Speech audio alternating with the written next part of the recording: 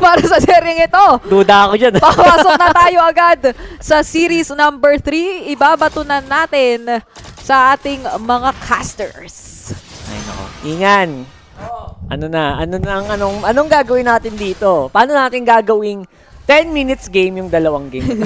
Joke lang. Feel ko long game to Long game ba? Kapa ako hintayin mo talaga ma-activate si Sabero tsaka si Ronchiki dyan. Ako, oo nga. Pero ang interesting ko malaman kung anong gagawin ni Lutpi dito. Kasi medyo ngayon pa lang hirap na siya kay Aran. Well, actually, okay lang naman. Ang maganda dito naman kasi yung hero niya is pwedeng pang lit P. Oo. Pang pilit. Oo. Galing! Tama. So, at least, it can cut really aggressive kung gustuhin mo. Depende sa trip mo yan Depende sa rotation ng kampi mo. And, hindi siya basta-basta mapigilan din ng CC. The best the CC can do is kilitiin hanggang umatras, pero hindi siya mababurst. Tsaka maghihilap lang si Lutpi. Dinagdagan din kasi yung defense niya sa magiging viable option na talaga up against yung CC ni Aran. Huwag ka lang magpapapitas sa dun sa... Huwag lang masabayan si Fabian, yun sa lang. ganyan ni Fabian, mahapdi yan. Masakit Walang maunat yan. Ay! Pero at this point, you know what? It's okay to actually just kind of get vision lang. Vision lang muna kayo. And then you can kind of fight pag okay na si Sabero. Tama. Ang pwede natin maging question ngayon is if ganun nga ba ka-active yung magiging Louis ni Sans. Kasi so far, the most effective Louis is yung mga wala pang 3 minutes. Uy! Nag-diversion na, pero munti ka na. At ito na, nabigyan na nga ni Aran. Yung sinasabi namin, walang matigas-tigas chance kay Suyu. Suyu.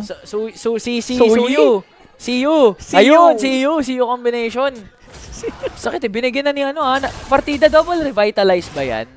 Yes. Double revitalize. Kinain pa rin ni Aran tsaka ni Fabian. Tagus pa rin, Tumagos pa rin. Kasi piniliwanag ko naman kanina, Ingan, na kaya naman mahirap patayin si Uranus. Aside from, mataas yung HP niya, yung regen. Oo. Ang problema, pag burst yung kalaban mo, wala nang time yung hero mo para mag-regen. Oo. So, hindi siya gaano ka-effective. Kaya hindi mo pwedeng tiisin ng matagal yung mga hampas dito ng liquid. Kumbaga, onting tiis pogi lang. Tama. In out, hindi pwedeng malunod. Itong si Lutpi. Wax in, wax out. Oo, tama. Yan. Make sure na hindi ka basta-bastang lumaba ng kalahati yung buhay mo. Kasi mamaya hindi mo mahabol. Hindi mahabol ng regen. Yung burst na binibigay ng Suyo tsaka ng CC. Hindi makakip up. O yun guys, so pag Uranus kayo, kahit alam nyo makunachi kayo, bantayin nyo pa rin pag sobrang low health na kayo kasi mamaya wala na kayo sa mapa pero may diversion play na magaganap dito. Joke lang. Yung sinasabi natin kanina pa, yung mga diversion na, wala namang, joke time lang naman, pero kakabahan pa rin yung kalaban mo. Di mo kasi alam kung anong special delivery na pwedeng ilapag dito ng Onyx Philippines tuloy. Nasanay kasi ako kanina Na sila yung gumagamit. Sila yung gumagamit Onyx Esports. Tama. Ayan. And somehow, you know what, I think na yung tahimik na early game, kinakabahan ako for Kyrie kasi pag Nolan ka, parang weird na tahimik yung early game Kailangan ginagamit mo yung early game na burst aggressiveness mo. Parang dapat nabibigyan mo na kagad yung mid lane. Yung kalaban, yung mid or yung yung gold, di ba? Walang nangyayari. So far, wala pa. Parang farm up muna kay Kyrie. Kasi bantay sarado din naman ni Widdy yung nagiging mga brushes doon. May diversion play doon!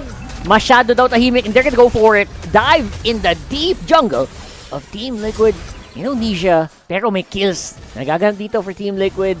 They're very happy to take the fight into Onyx Esports. Wala silang ilalaban pa rin nila. Handang-handa yung TLID doon. 4 kagad na nakaresponde sa potential gank na ginawa sana doon ni Kyrie, pati na rin ni Sans. Kaya naman TLID, another uncontested turtle ang mapupunta para sa kanila. Nagigets ko naman yung concept kung ba't sila nag-diversion. As you mentioned mo, pag isa kang Nolan, parang kailangan nagra-rack up ka na ng kills at this point Kailangan makahanap na kayo Kaya parang ang weird na walang kills or attempt to kill man lang. Oo. And I think at this point, if you're... Meron nga sa baba. They're trying to really hard to maximize itong lineup na to. And so far, ang CC talaga, mahirap talaga yung patumbahin. Especially kung hindi kayo 4-man or 3-man. And at that point, makunat tanky pa yung yung XP nyo. Oo. So walang crowd control and very limited yung burst. Napop naman ni Aran pati yung vengeance niya. So hirap ngayon makahanap ng kill ang Onyx Esports and All the attempts na ginagawa ng Onyx led to TLID having enough space for Aaron Shiki na makakuha ka agad ng Torre doon sa top lane. And yung top lane niyan, I think it got broken a little too early. Ang bilis niyang nabasag. And that means na baka mahirapan dito ang kanyang farming ng isang Moscow. Ay, may diversion na naman Nako doon sa baba. Nako po, ang target nila ay si Aran. Nandyan yung fracture, pero yung yo-yo ni Aran medyo may kasakitan kahit sa mismong Torre ng Onyx Esports. Walang baki si Aran! Parang lahat ang skills nila pumalya. Anong nangyari doon? Lahat ng skills, literally lahat. Pati yung Astral Echo Tama, kahit yung Torre ng Onyx Esports pumalya eh. pumalya. Lahat My goodness. Very interesting. Pero again, it's just Onyx Esports. For some reason, they're being forced. Napupuwersa sila na mag-play safe. Kasi second attempt na ng diversion na kasama si Sans at si Kyrie na hindi gumana. The first attempt doon sa orange buff ng TLID, may quick 4-man rotation ng TLID doon to counter kagad. Kaya napitas si Kyrie at si Sans. Yung second attempt naman, si Aran sana yung pwede maging target. Kaso ang problema, as you mentioned, tanky yung XP nila, may vengeance pa si Aran, so nakatakas at nasayang yung diversion play ng Onyx. Beautiful zoning, Astral Echo ginamit ni Ezekiel. Ayun, okay lang na hindi tumama yung Astral Echo na yun kasi na-zone. You basically, kumuha ka lang ng info dun sa jungle. Kalahati ng jungle, basically, na-scope out ng Astral Echo na yun and easy turtle para sa Team Liquid. Alam mo, ako ay namamangha sa TLID. So far, walang nakaka-break sa momentum nila sa linis ng kanilang laro. 7 minutes in, wala pa ring objective na nakuha ang Onyx Esports. Wala pa silang kill na nakukuha. Lahat ng Torre ng TLID, pwede pa next game. Tako po, dito na naman tayo. And sa putong ito, nagiging mas confident na yung TLID na pumasok din sa jungle ng Onyx Esports. Nagiging bad sign na to sa Aaron Shiki. Lahat na ng gold na absorb na nung air refill niya. Ay, nag-diversion play yung Onyx din sa baba, pero walang member ng TLID ang nandun. Pinasok na nga nila Fabian, pati na rin si Aran, nakaisa Naku on to po. Sans. Wala nang takot sa Torre yung TLID and nasayawan nila ng maganda, na-juggle na maganda yung damage as well, making it a very clean kill. Okay. Ayaw pa uwiin si Kyrie ng basta-basta lamang. Hindi naman tatama yung Star Shatter, pero okay lang dahil ang daming delay na nagagawa ng TLID dito para kay Kyrie. Level 1 ahead na etong si Fabian at nabutas pa nila ang mid lane turret ng Onyx. And si Fabian, level 12, road to 13. Ganon, medyo malaki na din ang nagagawa niya. Inaipon niyang gold dun sa hero niya. And now, does feel like sabi ng Onyx Esports, nalalaman pa tayo, lahat din naman ng Astral Echo. And ngayon, with that glorious pathway, hindi din sila makabante. Grabe yung glorious echo tuloy. Ano tawag? Glorious Yung pathway. Astral Astral Echo. Echo. Yun. Astral Echo ni Ezgel, nasabi mo na lahat tinamaan na kahit alam mo yung pang-initiate na AOG, madali lang naman takasan yan eh. Pero pag tinamaan ka ng kumot ng Astral Echo, Kita nila. kita mo, Pagtatalon ka. may slow pa. Tas nahuli ka agad ni Widdy, kaya nawala si Lutfi tsaka si Kiboy. Mind you, the two tankiest heroes of Onyx Esports, ang bilisang na burst down ng TLID. And that is not a good sign. Para naman dito, akala ko pati yung Astral Echo nakapatay. Pero hindi! Si Fabian pala yun! Si Flavor Fave. Anong ginamit niya doon yung Soul Saver Soul yan. Saver? Oo. Hindi, yung Queller. Ang layo na ni ano eh. Tayo ba? Anyway, Ni basta Sans yun. And either way, by the way, bonus perks yun. Bonus perks yun sa Astral Echo. Lumalaki yung hitbox. Yung hitbox. Mas madaling lumalaki. patamaan ni Fabian. Kaya pala din nung tumalo ng AOG si Widdy, no?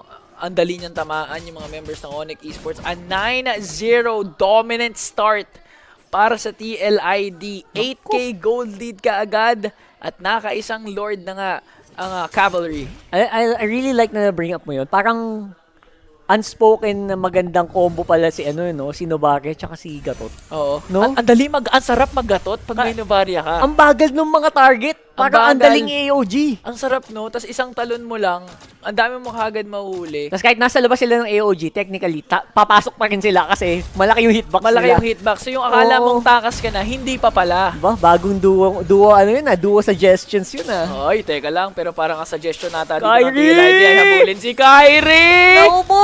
Fabian Queller, hindi tumama. Pero yung Yo-Yo, one more hit kay kuya mo, Kyrie! Kyrie is still running for the hills here, trying to buy a lot of time, pero minions na ang magbabox in sa kanya habang lumalaban naman ang kanyang teammates dito sa gitna with that Lord pushing up dito sa mid. Oy, napitas din pala si Kiboy doon sa may mid lane. Kaya naman wala Kaya naman 3 na lamang ang dumidepensa para sa Onyx Esports. Widdy, however, ay mawawala din for TLID. Yup.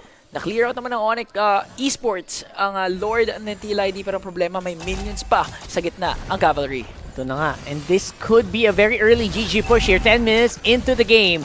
Hindi na kayang tangahin ni Lutfi ang damage dito ni Aaron Shiki and killing spree para sa Airtel. Here comes Savero though, going down with the SOD. Pero wala na masyadong follow up and wala na minions for the push. Pero looks like nakuha na ang mga torre dito ng Onyx Esports. Nakakatakot yung damage doon ni Aaron Shiki. Uranus yan na nag-revitalize na wa-effect kay Aaron Shiki. Isang heavy crossbow lang to do the job na wala kagad sa mapa si Lutfi. Pero ang ganda din naman ang response coming in from Savero, yung Spear of Destruction right on time, AOG para mag-zone out at makalabas ng maayos itong si Aran and Onyx Esports. Isang inhibitor na lamang ang natitira. Ang laki pa ng kailangan nilang gawin para lamang makabawi sa gold lead na meron ng TLID. Totoo yan. Ang only positive na isip ko dito, at least madami mga torre na pwedeng farmin itong Onyx Esports pag napatagal nila ang laro na to. So maybe there's a chance na ma-equalize nila yan. Pero for now, struggle para sa Onyx Esports na makalabas man lang ng jungle nila. Laking problema ni Aran para sa Onyx. Ayun yung na. tumama pa yung kumot. Rico! Napakasakit ng mga Astral Sphere na nilalapag dito ngayon ni Yeskiel.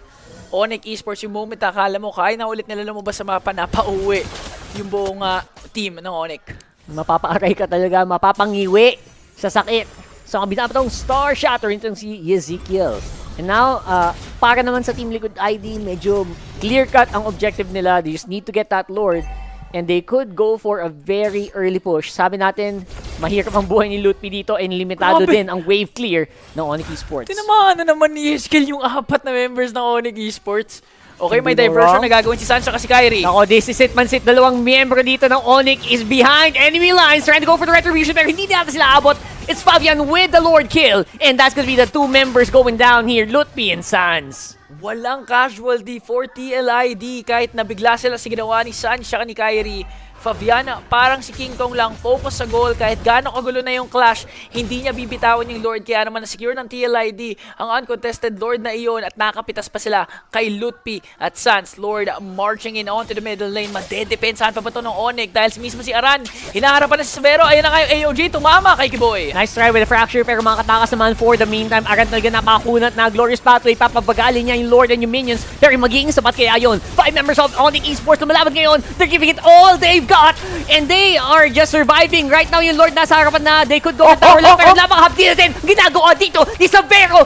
Tumakapit pa ng malala. Savero going in with Sphere Destruction. Aaron Shiki ang target niya, and he could go down, and there you go, tanggal ang isa or dalawang membro dito ng TLID.